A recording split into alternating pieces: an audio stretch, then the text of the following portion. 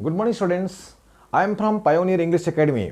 आज मैं फिर से आपको कुछ इंपॉर्टेंट प्रीपोजिशन के बारे में बताऊंगा जो कि 4 प्रीपोजिशन हैं। तो there should not be any doubt to understand just about my preposition. और मुझे विश्वास है कि आप जितने भी प्रीपोजिशन बताने जा रहा हूँ उन सबको आप अच्छी तरह से फॉलो करेंगे। तो आज हम पढ़ेंगे वो 4 प्रीपोजिशन हैं।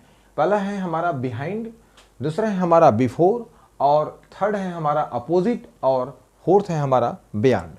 बिहाइंड मतलब होता है किसी के पीछे। बिहाइंड के पीछे, जब कोई वस्तु किसी के पीछे हो, जब कोई चीज़ किसी के पीछे हो, तो उसमें हम बिहाइंड का उपयोग कर सकते हैं। कुछ एग्जाम्पल्स ये हैं। हमने बोला कि Sohan is standing behind Roma. Sohan Roma के पीछे में खड़ा हुआ है। हमने बोला कि Raghu and Roma are standing behind the school. Raghu और रोमा स्कूल के पीछे में खड़े हुए हैं। There are many examples which are given behind those formulas। बहुत सारे ऐसे एग्जाम्पल दिए हुए हैं जो उस सूत्र के पीछे में दर्शाए हुए हैं। तो इस प्रकार से हम बिहाइंड का उपयोग कर सकते हैं। यहाँ पर कुछ एग्जाम्पल्स देखिए बिहाइंड का। बिहाइंड यहाँ पर है जैसे कि his shop is dash the school, यानी उसका दुकान उस स्कूल के पीछे है। राइट। तो कभी भी आपको लगता है कि उसके पीछे, तो यहाँ पर इंडिकेशन करता है क्या इंडिकेशन करता है? Behind. His shop is behind the school. Raghu was sitting behind him. Raghu उसके पीछे बैठा हुआ था। तो ध्यान रखिएगा, कभी भी आपको के पीछे यदि आपको इंडिकेशन मिल रहा हो तो वहां पर हम किसका उपयोग करेंगे? बिहाइंड। अब आता है हमारा बिफोर, किसी के सामने। राइट। जैसे कि एग्जाम्पल के तौर पर हम बोले कि the criminal placed his document before the court. अपराधी कोर्ट के सामने में अपना डॉक्यूमेंट्स पेश किया। Right. The advocate is arguing before the जज। राइट। एक वकील जज के सामने में अपना बहस कर रहे हैं, तर्क वितर्क कर रहे हैं। तो I think that you are getting me properly. यहाँ पर देखिए बिफोर मतलब होता है किसी के सामने। राइट। हम बहुत सारे एग्जाम्पल आपको बता सकते हैं कि I was studying before the teacher in the class. मैं क्लास में शिक्षक के सामने पढ़ाई कर रहा था। Before the teacher in the class. Right. तो यहाँ पर देखिए कुछ एग्जाम्पल्स है बिफोर किसी के सामने।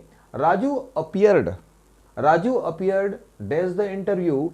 राजू साक्षात्कार कमिटी, इंटरव्यू कमिटी। राजू साक्षात्कार कमिटी के सामने में उपस्थित हुए या फिर वहां पर गए। Raju appeared before the interview committee. Raju interview committee के सामने में उपस्थित हुए। There was a loaded truck. एक भरे हुए ट्रक थे मेरे पीछे। तो ध्यान रखिएगा, there was a loaded truck behind, क्या आएगा? बिफोर मी, यानी मेरे सामने एक माल भरे हुए ट्रक थे। राइट। और आपका थर्ड एग्जाम्पल है द टेबल वॉज सेट। क्या बोला? टेबल लगी हुई थी किसके? उसके सामने। तो ध्यान रखिएगा, तो the table was set before him. I think that you do understand, there is no any problem. आपको अच्छी तरह से समझ में आ गया होगा। तो इसमें बिफोर और बिहाइंड मतलब होता है के पीछे, और बिफोर मतलब होता है किसी के सामने। आई थिंक अब हम चलते हैं थर्ड प्रीपोजिशन के ऊपर। अपोजिट मतलब होता है आमने सामने। जैसे कि एग्जांपल के तौर पर हम देखेंगे कि the grocer merchant shop is opposite Lord Nandeshwar Shiv temple. यानी किराने की दुकान है शिव मंदिर के सामने है। राइट। द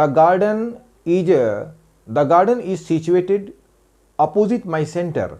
यानी गार्डन मेरे सेंटर के सामने आमने सामने है। सामने में है, वी कैन से कोई भी चीज़ यदि आपको आमने सामने प्रेजेंट हो तो वहाँ पर हम किसका उपयोग कर सकते हैं, आपका opposite, right. Okay, I am okay, I am standing opposite him, यानी मैं उसके आमने सामने उपस्थित हूं। तो ये एग्जाम्पल है आपका। तो यहां पर देखिए आमने सामने, दे सेट, यहां पर देखिए दे सेट अपोजिट ईच अदर, वे लोग एक दूसरे के आमने सामने बैठ गए। तो ध्यान रखिएगा, दे सेट अपोजिट ईच अदर, वे लोग एक दूसरे के आमने सामने बैठ गए। आमने सामने कहने का तात्पर्य, यू डू अंडरस्टैंड, कोई भी यदि कोई व्यक्ति, जैसे कि हमने बोला ए इज स्टैंडिंग अपोजिट बी, यानी ए बी के सामने खड़ा हुआ है। The hotel is dash the railway station, the hotel is क्या जाएगा इसमें, अपोजिट, क्या जाएगा, the hotel is opposite the railway station, hotel railway station के सामने है, यानी दोनों होटल और रेलवे स्टेशन आमने सामने हैं। अब ये हमारा example opposite, I think that you have got it and you are getting it properly. Beyond मतलब होता है पर, परे, आगे बढ़कर, दूरी पर। अब देखिए बियॉन्ड का उपयोग मैं आपको बहुत सिंपल तरीके से बता रहा हूँ। जैसे कि हम बोलते हैं कि कोई व्यक्ति हमसे या किसी व्यक्ति से पूछे कि भैया कि वो मकान कहाँ है, तो हम बोलते हैं कि ये वो आप पीली बिल्डिंग देख रहे हैं, उस मकान के 3 मकान के आगे वो आपको एक नीली बिल्डिंग मिलेगा, तो वो आपका एड्रेस है, मिस्टर केएल मेहता का मकान है। जैसे कि हम कुछ एग्जांपल आपको दे रहे हैं।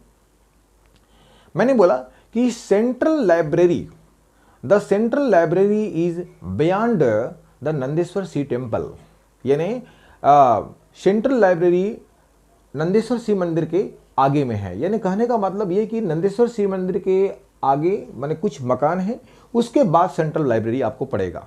तो ध्यान रखिएगा, किसी जैसे हम कुछ कोई भी चीज़ बताते हैं, कोई भी चीज़ आपको इंडिकेट करते हैं, तो उस वहाँ पर 2 या 3 आपको मकान छोड़कर उस स्थान को इंडिकेट करना क्या होता है, बियॉन्ड, राइट। तो मैं आपको और एग्जांपल बता रहा हूँ कि my house is beyond the railway station, माने इसका तात्पर्य है कि मेरा जो घर है रेलवे स्टेशन के आगे है, यानी कुछ दूरी पर है। तो वहां पर हम किसका उपयोग करेंगे, बियॉन्ड, राइट। हमने बोला कि the dense forest is beyond the LOC, okay, यानी डेंस फॉरेस्ट एलओसी के आगे है। तो ध्यान रखिएगा, उसके आगे कुछ आगे बढ़कर हम बताते हैं, तो इंडिकेशन करते हैं, तो हम किसका उपयोग करेंगे, हम बियॉन्ड। यहां पर देखिए, तो ध्यान रखिएगा, बियॉन्ड मतलब होता है परे, परे मतलब होता है दूर से, आगे बढ़कर दूरी पर। There was a guest house dash the forest, एक गेस्ट हाउस था, कहां था, जंगल के आगे। तो क्या बोलेंगे, there was a guest house beyond the forest.